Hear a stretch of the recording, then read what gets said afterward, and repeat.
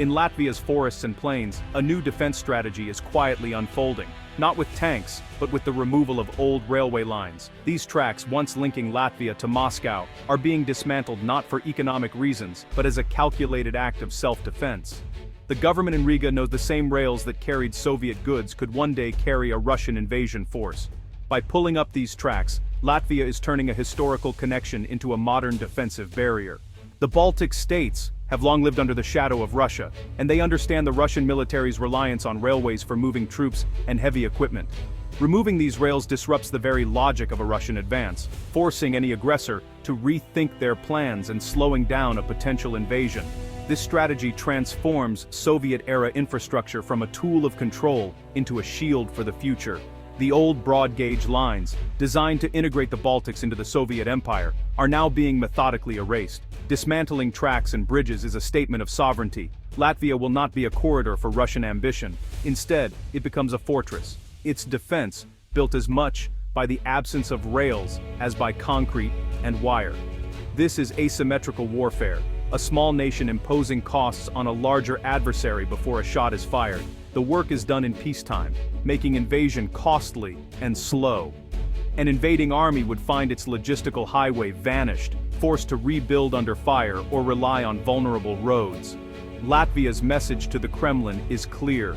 The path into the Baltics will be broken and fiercely defended.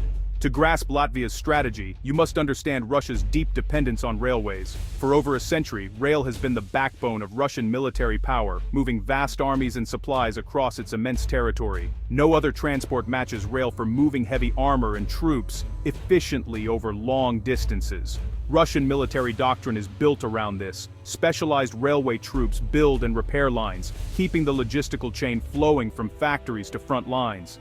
The war in Ukraine proved this vulnerability. When rail hubs were hit, Russian advances stalled. The key is gauge. Russia and the Baltics use a broad gauge, letting Russian trains roll straight into Latvia on Soviet-era tracks. This network is a pre-built invasion highway. By pulling up these tracks, Latvia severs Russia's logistical lifeline. Without rail, Russia must rely on trucks, slower, more vulnerable, and easily targeted. Road convoys get stuck, burn fuel, and are exposed to attack. Forcing an invader off the rails turns a swift advance into a grinding slog. Latvia isn't just removing steel, it's removing Russia's ability to fight the war it's designed for. The old rails are gone. And so is the easy path for invasion.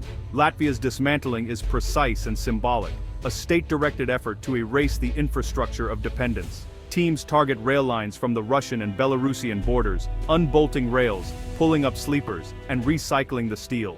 Entire stretches that once served Soviet bases are being erased, reclaimed by nature. The work goes beyond tracks. Bridges are demolished, signaling systems and substations dismantled. Each removed bridge or signal box creates obstacles that would take time and engineering to overcome in war. The goal: a defensive void along the border, stripped of invasion infrastructure. This is cost-effective defense, far cheaper than tanks or jets, but with enormous strategic impact. It degrades an adversary's capability before conflict even begins, acting as a force multiplier for Latvia's defenders. Once a rail line is gone, rebuilding it under fire is a colossal task. An invader would need to bring in railway troops, materials, and equipment, all while under attack. This could take weeks or months, giving NATO time to reinforce. By pulling up rails now, Latvia buys the most precious commodity in wartime. It's a quiet, effective way to ensure survival in a dangerous world. Latvia isn't alone. Estonia and Lithuania are dismantling Soviet-era rail links too, forging a unified Baltic defense. Estonia is decommissioning key lines to Russia, ready to disable them in a crisis. Lithuania, bordering both Russia and Kaliningrad, is even more assertive, restricting transit to Kaliningrad and investing in north-south military mobility. The focus reorient infrastructure away from Moscow toward NATO allies. This creates a 600-kilometer zone of logistical disruption along NATO's eastern flank. An invader would face the same obstacles in all three states, not just one. The Baltic chain of defense is a powerful signal attack one, and you face all. Dismantling old Soviet railways is only half the story. The other half is building Rail Baltica. This new standard gauge line will connect Tallinn, Riga, and Vilnius with Warsaw and the European network. Rail Baltica is a declaration of independence, reorienting the Baltics from Moscow to Europe. In a crisis, NATO troops and equipment could roll in by rail, no border delays. The Baltics become a connected, defensible part of Europe, not a strategic island. Economically, Rail Baltica creates a new corridor for trade and investment, reducing Russian leverage. Ports, airports, and industries will link west, not east, building prosperity and resilience. The same shift is happening in energy. The Baltics are leaving the Russian Brel grid, joining the continental European network. This severs another lever of Russian control, ensuring the lights stay on, no matter what Moscow wants. The future points west, in steel, power, and purpose. These changes have huge consequences for Kaliningrad, Russia's isolated, militarized exclave on the Baltic Sea. Kaliningrad relies on rail and road through Lithuania for supplies, both civilian and military, as Lithuania prioritizes connections with Poland and Europe. Kaliningrad's land routes become tenuous and politically controlled. Lithuania has already restricted rail transit, showing its leverage over Moscow. As old infrastructure degrades, Russia's ability to resupply Kaliningrad weakens, making it more isolated and vulnerable. In a crisis, Lithuania and Poland could close transit entirely, effectively blockading the exclave. Kaliningrad shifts from a Russian dagger to a liability, costly to supply, easy to isolate. The quiet work of pulling up rails is reshaping the strategic balance in the Baltic Sea. The Baltic defense strategy is deeply tied to NATO membership. The alliance's security guarantee gives the Baltics the confidence to re-engineer their defenses. NATO's presence, multinational battle groups, joint exercises, and support for projects like Rail Baltica makes deterrence credible.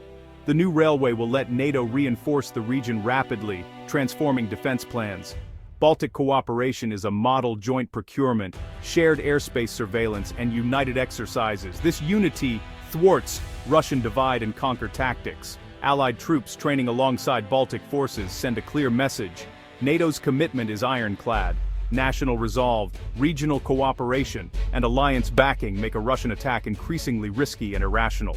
The Baltics' transformation is more than military. It's a redefinition of national identity. For decades, infrastructure pointed east. Now, new rails and power lines point west, symbolizing a break from the Soviet past. These changes bring real security and confidence, replacing anxiety with resilience.